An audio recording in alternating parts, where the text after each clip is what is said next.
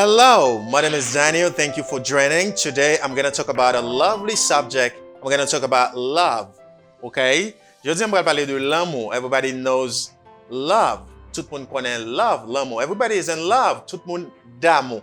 So, today I'm going to talk about other ways to say I love you in English. I have videos talking about this subject on the channel, but I want to share some new ways to say I love you if you didn't know. So, aujourd'hui, on va partager l'autre façon qu'on peut dire au monde qu'on remet en anglais. OK? Déjà, il y a une vidéo sur channel là qui parlait de ça, comment pour dire au monde qu'on remet. In fact, the first way to say someone that you have a feeling, you have a desire for the person, I mean, for him or for her, is to say, I love you. Okay? This is the way to show your feeling. You say, I love you. Everybody knows that. I love you.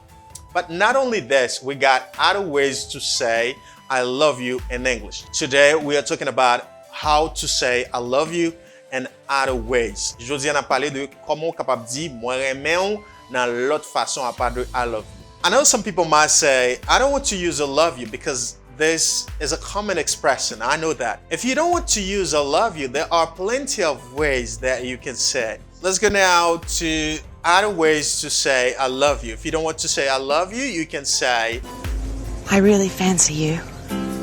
I fancy you. I fancy you is another way to say to someone that you love him or you love her. If you don't want to say I love you, you can say I fancy you. I fancy you. All right? However, when you say I fancy you, you have to know that it's an informal expression. That means you have to use it with people you know. You say, I fancy you. It's an informal expression and it's a British expression. And if you fancy someone, you feel attracted to them, especially in a sexual way. Okay?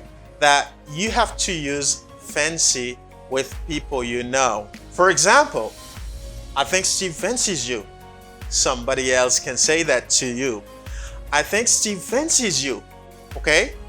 Lorsque vous utilisez I fancy you en anglais, c'est une expression pour dire moun nan que vous aimez. Mais là, utiliser expression ça, vous voulez dire que vous attiré par moun nan, spécialement sexuellement. Ça veut dire c'est pas une expression que vous pouvez utiliser à n'importe qui. OK? Là, on dit moun nan I fancy you. Et c'est une expression britannique. Now, another way to say to someone you love him or you love her without using I love you, you can say I adore you. I adore you. I adore you. Yon l'autre façon pour dire moun nan que vous remen, son pas dire I love you wa, ou ka di I adore you. I adore you. I adore you, baby. You can say that to your mom, you can say that to your father, to your parents. You can say I adore you. And if you adore someone, you feel great love and admiration for them. Si vous aimez un monde ou utilisez I adore you, ou dire ça to express your desire, your feeling, montrer que vous avez un gros amour et admiration pour monde ça. Lorsque vous utilisez expression ça qui c'est I adore you.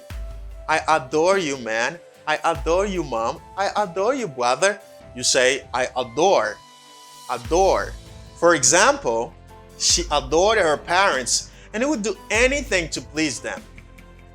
She adored her parents and would do anything to please them. Dans phrase ça, yo dit mademoiselle la adoré, mademoiselle la aime même parents, il est capable de faire n'importe bagay pour faire au plaisir. She adored her parents and would do anything to please them. And now, a third way to say you love someone without using the expression I love you, you can say I ache for her sexually. I ache for you. I ache for you. I ache for you. I ache for you. To ache for someone or something is to feel a great desire for someone or something. Okay? You really want something. You need something very much when you say I ache for blah blah blah. I ache for you or I ache for something. Lorsque vous utilisez l'expression ache for, là ça vous dit ou vraiment besoin en bagay, ou vraiment besoin en moun, ou vraiment aimer moun lorsque vous dit I ache for. Okay? For example, he was lonely and aching for love. He was lonely and aching for love. Monsieur était dans solitude, il t'a cherché l'amour. Elle a besoin de l'amour. Est-ce que là? OK? Nous utilisons l'expression ache for. Good. And next expression to say you love someone, you can say You're my one and only. you're my one and only. You're my one and only. You're my one and only. When you tell someone that you are my one and only, you truly love them. If you say that to someone, you truly love him. You truly love her. When you say, you are my one and only. For example, of course I'll stay true to you while I'm gone. You are my one and only. Yeah, of course I'll stay true to you while I'm gone. You are my one and only. Pour utiliser l'expression you are my one and only, c'est lorsque ou vraiment aimer un monde. Lorsque vraiment aimer monde ça tout cœur, ou dit monde ça you are my one and only. OK? Ou c'est l'unique monde pour moi. Ou c'est seul monde que m'aime.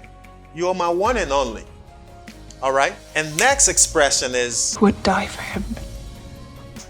I would die for you. I would die for you.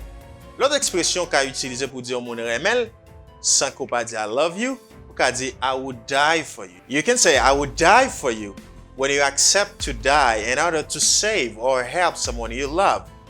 You just say I would die for you. Ou qu'a dire I would die for you. Si vous voulez dire mon ko remel, ou qu'a utiliser façon ça pour dire I would die for you. Vous voulez dire que m'ta même mourir pour. Par contre, des gens qui dit ah, m'ta même mourir pour femme moi-même. M'ta même mourir pour madame. M'ta même mourir pour ma sœur cher. Vous comprenez? Tellement aimer femme ça, m'ta même mourir pour lui. Tellement aimer nèg ça, m'ta même mourir pour lui. I would die for him. I would die for her. M'ta mourir pour lui. Okay? You say that when you accept to die or to sacrifice yourself for someone you love. You say, I would die for you. Great. For example, someone can say, I would die for my wife if it would save her from danger. I would die for my wife if it would save her from danger. Par exemple, on est capable de dire ça. M'ta mourir même pour madame moi, s'il t'a en danger, si c'est mourir même qui t'a cause li sorti dans danger ça. M'ta mourir même pour madame moi si ça t'a sauvé en danger. Okay? So you say, I would die for. Are you ready for the last? The last is you belong to me. You belong to me. You belong to me is an American expression used to address a romantic partner. If you want to say to your girl, if you want to say to your boy that you love her or you love him so, she belongs to you. Okay? You say, you belong to me. You are mine. You belong to me. You say, I belong to you or you belong to me. Let me give you an example. You can say, that girl is my heart. She belongs to me. That girl is my heart. She belongs to me. You love her and she belongs to you. So today you learned I love you in other ways. Let me remind you that you can say I fancy you, I adore you, I ache for you, you are my one and only, I would die for you, you belong to me. Thank you for watching. If you appreciate it, like it and share it to your friend. My name is Daniel.